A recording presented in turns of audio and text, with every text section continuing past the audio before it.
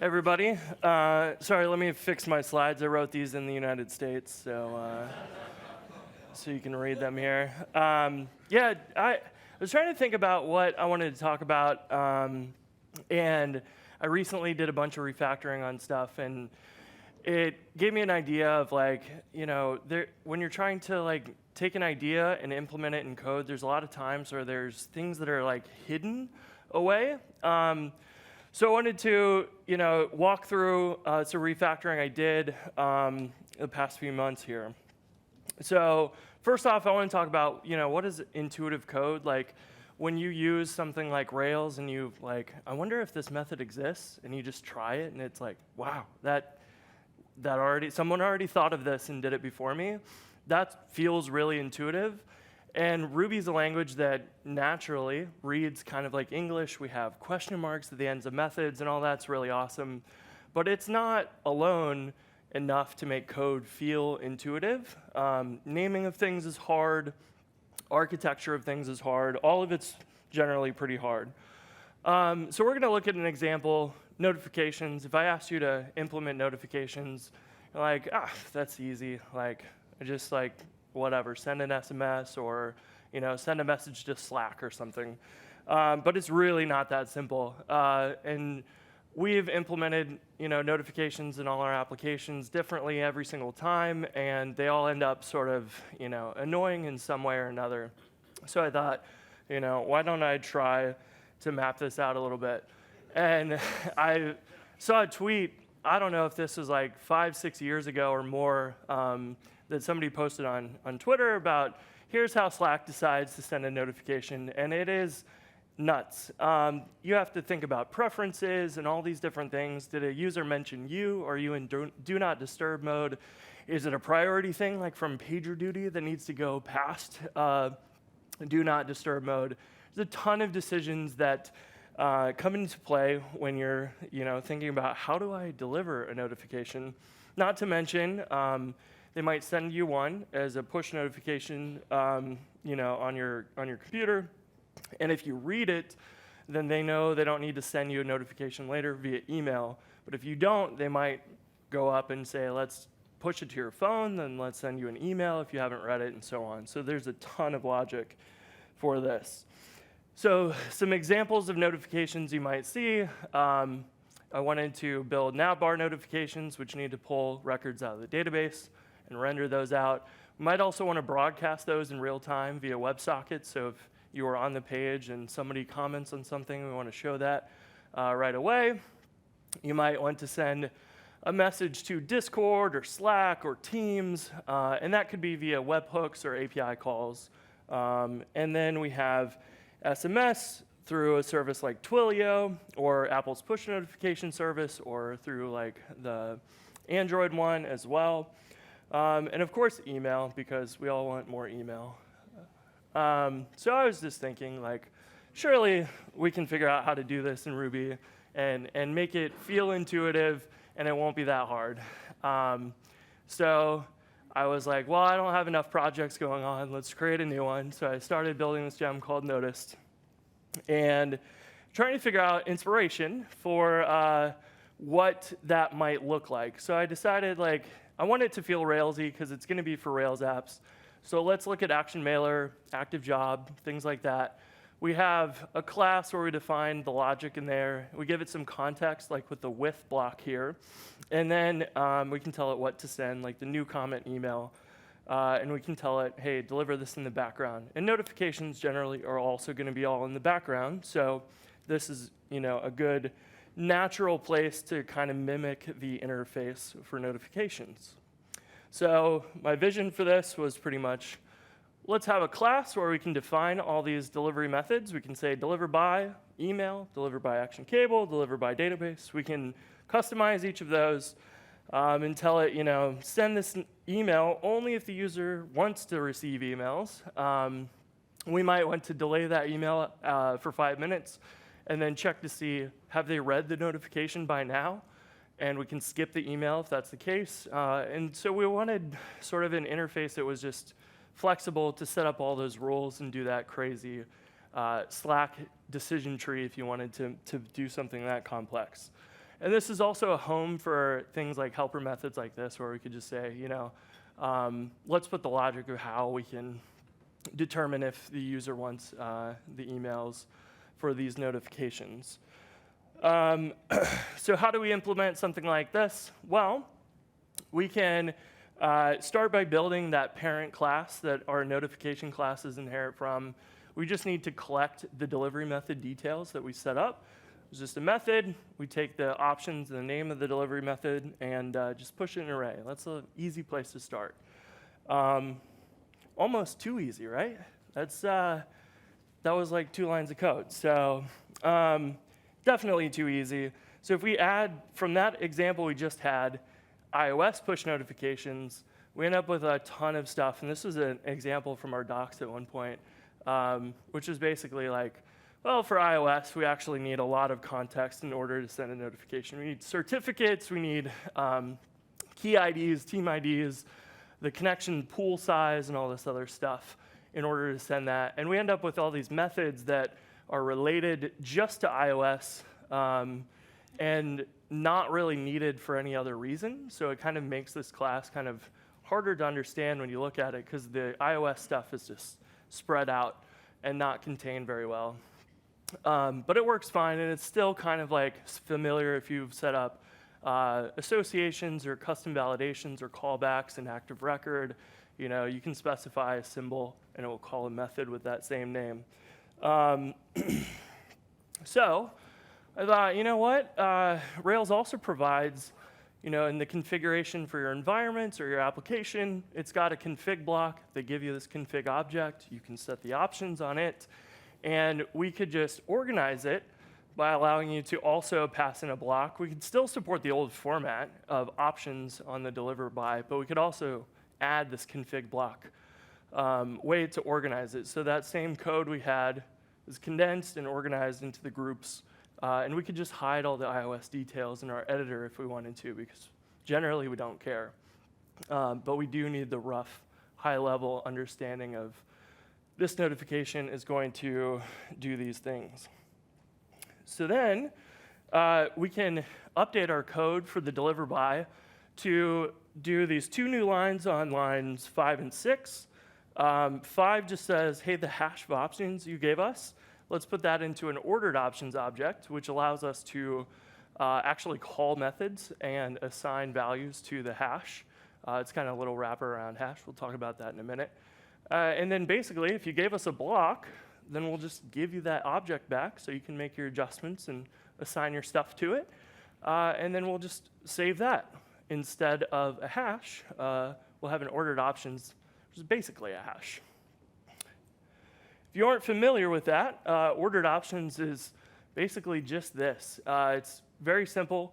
Most of the work is in method missing. So whenever you call a method, like if equals, it looks to see if there's an equals at the end and assigns the value. If there's not, it just pulls the value out.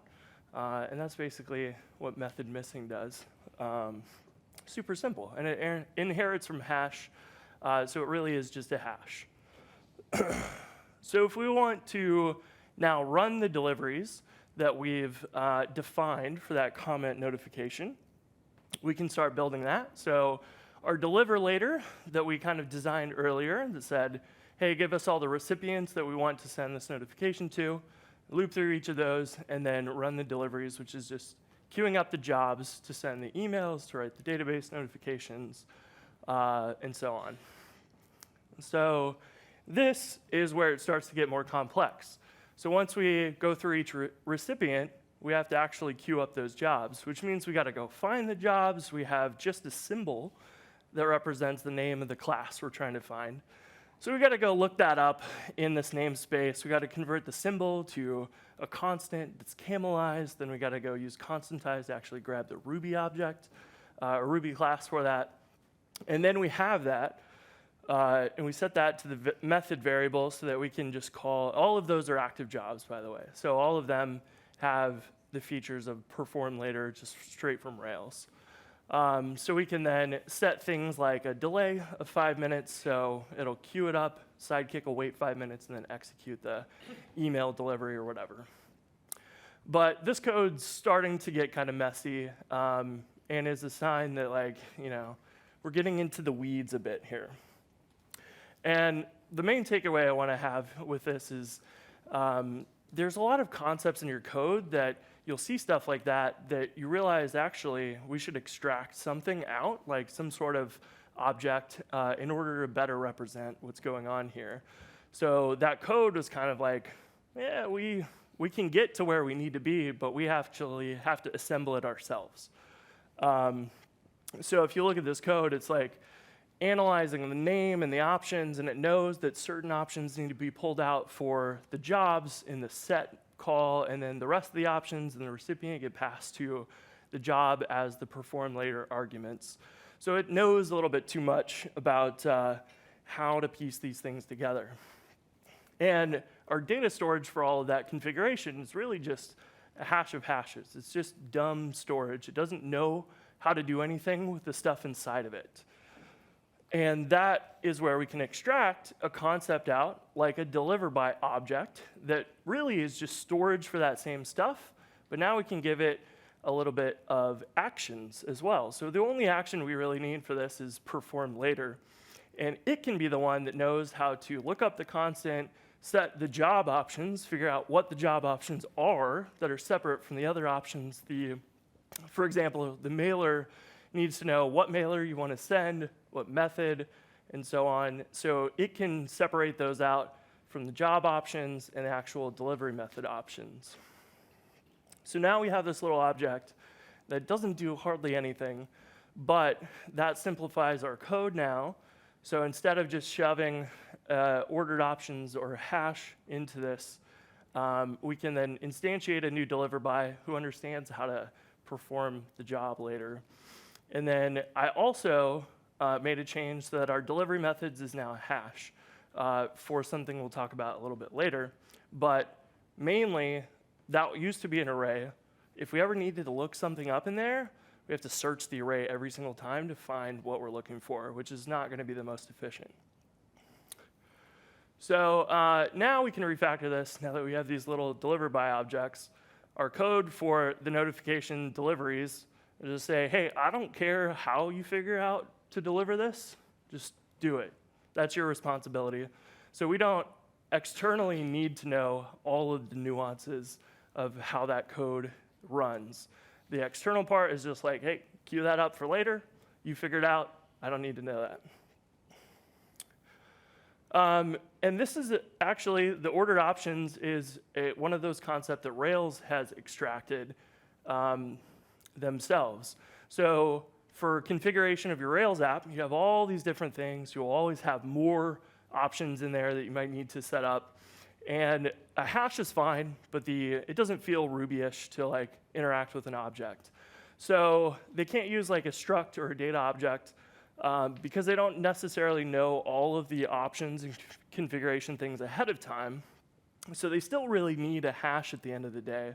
But this allows them to get a Ruby syntax that's friendly to read and easy to use, but it's still flexible to support any sort of options they might want to add in the future and things like that. So it's a really great, simple little wrapper around a hash that just standardizes a way of interacting with it. Excuse me. So email job.set, when we are delivering one of those email deliveries, we'll end up pulling the constant out, which is the email delivery method, and we'll set those wait 5-minute options on there. If you actually look at the Rails source code for this, it's really funny. I expected it to do more than just this, but it just instantiates a little object, takes the job as the first option, which is self, and then the options you gave it, and just stores it for later. So the code for this is that. There's 20 lines of code, and basically it just says, okay, we'll take those options you gave us, we'll store them temporarily. We have just basically an invisible interface. Like if you weren't poking around, you would call one of these things with set and get one of these objects back, but you'd have no idea that you had that. It's just invisible to you because it implements the same methods that a regular active job call would do. So it's just an invisible little object. And this is great because you don't have to hack ActiveJob to support this extra functionality where we need to instantiate it, keep these things around, eventually call it later. They can do this externally around ActiveJob and add that functionality without having to modify ActiveJob at all, which is pretty cool. So it's a little tiny concept that would be easy to miss. You might end up writing some messy code and then eventually realize, wait a minute, we should probably make that an object or something. So going back a little bit to database delivery methods, turns out what I hoped was straightforward is that actually database deliveries for notifications are pretty unique. So those need to be run first. So if we are going to, if we're going to send a, if we're going to send, a broadcast or an email or something, we might actually need the notification database record so that we can keep track, if you clicked on it, that we can mark it as read. So in order to deliver most of the other notifications, we actually have to do database deliveries first, but only if you set them up. And so that was a place where we had to start doing this extra work, where we have to go and check and see if the delivery method of database is in that list. We have to remove it from the list. We have to execute that first, take the result of that, the database record that we created, and then add that to the parameters for everything else so that your email, your push notification, whatever that is, could interact with the database record and say, hey, let's mark that as complete, and then redirect you to wherever we wanted to send you. So wherever that comment was. And that just is making this even more complex.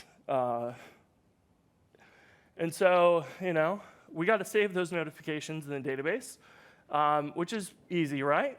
So I thought, let's just have the gem provide some functionality, and you have the database model in your app, which is something that we have recently moved into the gem instead. This is great because it's now code in your application. You can go add any features you want to it. It's just an active record model like anything else.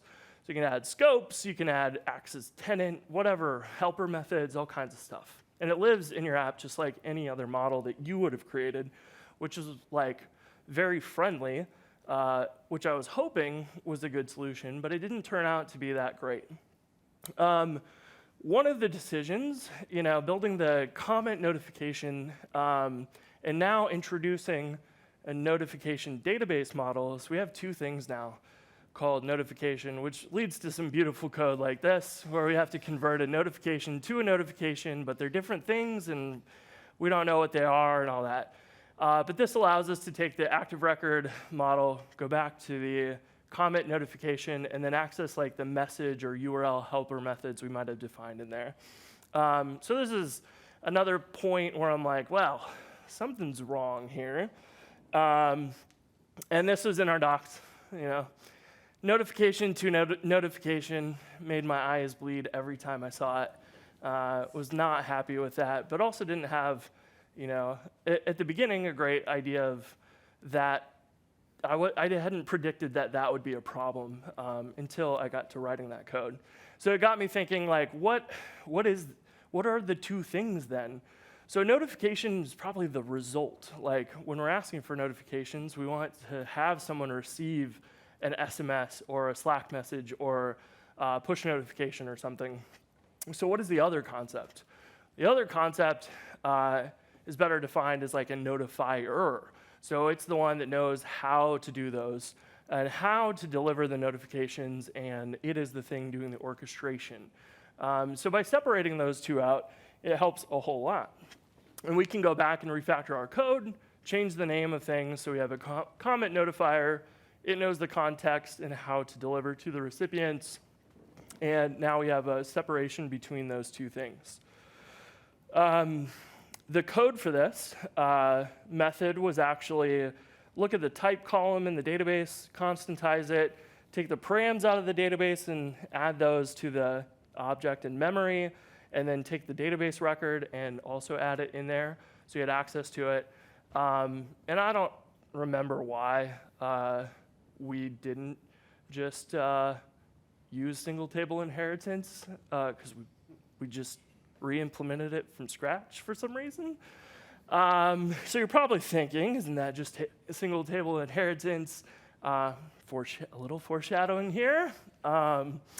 So that brings us to kind of, how do we, ideally we want code that looks like this in our browser when we're rendering that navbar notifications. We take the current user, query the database for their notifications, and just print them out and use those message helpers and URL helpers and things like that. Because we have, translations for the notifications, so we probably want message to be able to translate that for us internally there. So we really want some code that looks like this. So the answer, as you might have guessed, is single table inheritance. We don't need to implement that from scratch, but we can take, when Active Record gives us the notifications back, it will look at the model in the table and say, oh, these are notifications. We have the type column there, and then Active Record can just say, well, instead of giving you back notifications, why don't we just give you that comment notifiers back? So this is an old example, but before we rename them to notifiers. But now, instead of grabbing these out of the database and getting notifications back, you actually get the scoped specific type of notification as an object back, which is very helpful, because now we can put separate helper methods in each one of those and organize them separately, which is our entire goal at the beginning. So now we query that, and we get comment notifier objects back instead. Now, one of the issues you probably have noticed here is that in the first version of this, we are just saving all those arguments that you pass in as params, and we write these to the database, and we have individual records for each one of these. And so it ends up that the params are duplicated for every single recipient, which, if it's not a lot of data, might be fine. Databases are also good at compression, but we end up duplicating a ton of data just to have the same notification land in the database for different recipients. And we have to keep them separate so that we have the red status separated for each recipient. So here we are again. There's some hidden concept that's made this, harder than it needs to be, because we haven't seen what that is yet or pulled it out. So what really is happening when we create these notifications here? We're starting to understand notifiers, and these things are a little bit different, but what is the process that's happening? So if we look at that, the process is really some event happens, user creates a comment, it triggers the notifier, triggers the database deliveries, that writes a bunch of database records to the database for the notifications, then triggers the email delivery, sends emails, SMS, sends SMSs, whatever we've configured for our notifier. What is this events thing? Because we haven't talked about events yet, but we just use that word in the diagram. Maybe that's one of the hidden concepts. So if we actually take and create an event in the database, that could be the grouping object that says, hey, there was an event that happened, it had this context, and it sent it out to all these people. So we can split that into two. We actually had the notifications as it was too knowledgeable about what happened. It was actually two concepts combined into one. So we can split it out, reduce the duplication, so we have params just saved once instead of for every single record, which when you send a notification out to 10,000 people, you got 10,000 copies of the params. It's not ideal. So this helps map that concept even better using that thing that didn't really exist. So that turns out great. Except it also means that we can just get rid of the database delivery, because now our notifiers are actually active record objects. So these get us back to kind of where we wanted, where the notifier can have scopes and other active record things, validations. You can add other attributes to your tables and stuff and just drop the code in right there, which is nice. So we have a place for that to live, and these are actually now just active record objects. And they're not some other foreign concept that we have to translate to and from anymore. So that now gives us notifications with free delivery and gives us also the ability to add bulk deliveries. So one of the first things that people were asking about was, okay, but I've got an API that can send an email to 1,000 people at a time, but you're gonna force me to write every single one of those individually. So like, how do we do this? And we had a couple of pull requests that were like, same thing. It was like, we can hack this together. There's clearly a missing concept there. And it ended up with like very messy pull requests that I wasn't really comfortable merging because it was clear there was something missing in the code as a concept, and that was really the events. Because now we can just queue up a job for the event. It's got access to all of the recipients, and it can just figure out what to do with them. Do them 1,000 at a time if the API supports that. Maybe they support 10,000 at a time. Cool. They can grab that in a giant batch and send those off. So we've now got this extra feature almost for free that works very similar to everything else. So we can just queue up the bulk deliveries before we go do all the individual deliveries, which is handy.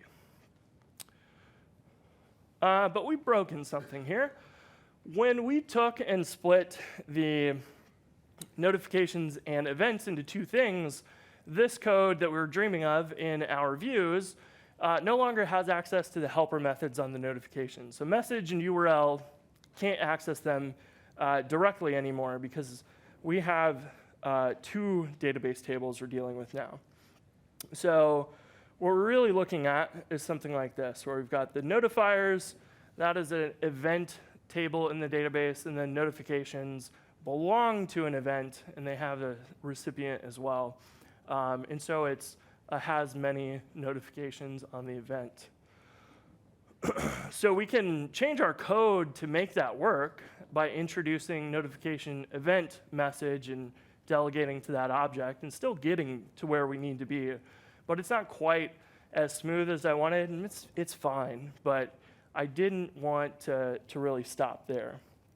So, we could add these helper methods to the notification, but because they don't really know what type of notification or what type of event they are, we'd actually have to build some ridiculous case statement or if statement that would go through every single one of those and figure out what's the URL for this type of notification, because we only have one place for that stuff to live right now. And that's not going to work. This is going to just continually being edited constantly anytime we add a new notification. So it'd be a mess, or a new notifier, I should say. Unless, what if we introduce something that was kind of like a active support concern that has, like, if you ever use those, they have a class methods block and allows you to define some methods. When you include that in another class, it'll take those methods and add them as class methods instead of instance methods. And I was like, what if we did something like that? That wouldn't be much of an interface that we had to introduce, but we could have one file in your app that could reference the events, the notifier events, and the database notifications as well. So we could still define everything in our notifiers, but kind of inject code on the other side. So I got thinking about that, and I was like, that's single table inheritance again, dang it. So if we do a little metaprogramming with single table inheritance, we can actually make this like pretty slick in very few lines of code. So here's what I set out to do. Like, if we are going to inherit, our notifiers are going to inherit from a noticed event, then those noticed events can trigger a callback in Ruby that is this inherited method that you may or may not have ever used. It will be passed the new class that's inheriting, and we call super to say, hey, do the normal inheritance stuff. But after that, why don't we create a new class anonymously that inherits from an active record table the notifications, because we moved that active record model into the gem so we have more consistency there. So this is making an anonymous class in memory that inherits from an active record table, which has a type column, so it's single table inheritance. And then we assign it to a constant. So anytime you define a notifier now, we magically create this subclass in there that's for notifications that allows us a unique place to put all those helper methods so they don't override each other or have to have that ridiculous conditional in there. So this is pretty cool. Gets us the foundations of what we need to do. And this now, our database queries for notifications don't just give us the notifier back now, but actually the notification class we just defined inside of that. So we're generating these classes automatically for you, which is pretty cool. So then we now have the namespacing set up so we can define those methods dynamically and separate for each type of notifier's notifications. So then in order to implement the notification methods, that method, line 10 on the right, it just takes a block, and then it looks up that class we just defined, and then it says, hey, take this block of code and evaluate it inside of that context as if you were just wrote the code directly in there, and we're just transporting the code over there for you, and that's it. There's nothing fancy. This is effectively 2 lines of code to allow us to take stuff from one place, define there, and put it in this other class that's hidden in a gem that you don't really have easy access to. But we've made a way of doing that. It may not be the perfect solution for this or whatever, but it was a fun one to figure out and to move that stuff around. And that's like very similar to what, if you ever looked at how an active support concern works, they have the class methods block, the included block, and all of that, and they're basically doing the same thing here. And it's not very complex to do, which is cool. So that gets us back to our HTML being back where we wanted it to be. So we can have these helper methods defined and now immediately accessible from what we get out of the database. And effectively, 2 layers of single table inheritance allows us to pull that off and keep them organized. And yeah, the class eval is what does the magic for us here. It's able to take that block of code, evaluate it inside of the class as if you just typed it into the class yourself, but it's just captured the code and evaluated it later in the right context for you. So the thing that I want you to take away from this is, like, as you're writing code, there's a lot of these hidden concepts around that when you find yourself running into some messy code, to take a step back and look at it and think about, like, is this the right organization for it? Is there something missing? Because there's a lot of times where it's hard to give a name to that thing, and that's probably why it's so messy in the first place, because there's something there, something you're missing, something that deserves a name, and if you were able to catch that and pull it out and organize it, it can really help clean up that code.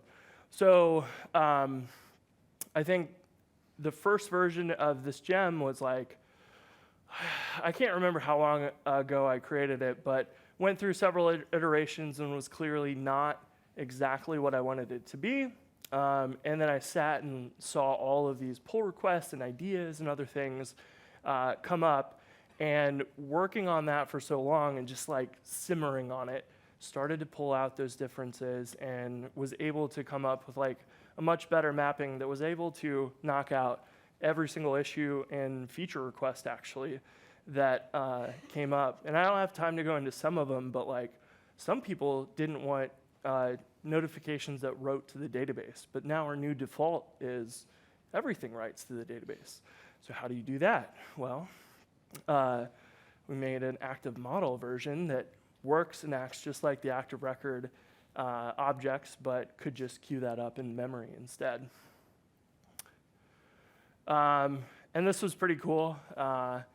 For Rails 8, it sounds like they're going to be adding some notification stuff, and I was very surprised to see my awful code was mentioned in there. I was glad to have spent the last couple months kind of refactoring and improving stuff, and then, was honored to do any sort of inspiration there. I'm very happy to see where that came over the years, because it was like, you want to start out simple. You don't want to have complex code. And so the initial version of it was just too simple. And teasing out these concepts over the last few months was pretty interesting.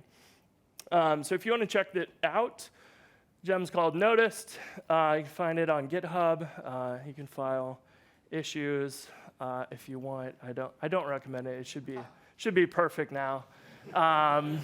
But if you want to send notifications in your apps, I would love you to check it out and try it out and see if it fits. Helps organize that crazy decision tree and things like that. But it is a interesting one an interesting problem just to work on sort of on the side, because this is what powers notifications like in our Jumpstart Pro template and stuff like that. So we were trying to write code not for ourselves, but to solve sort of any problem, which makes for a good big challenge, trying to envision, if you're working on Rails, you're trying to build Rails to solve any web application problems. It's a bigger challenge than trying to do notifications just for this one thing in one app. So this has been fun. So hopefully you learned something from that. I know I had a good time with that, so thank you.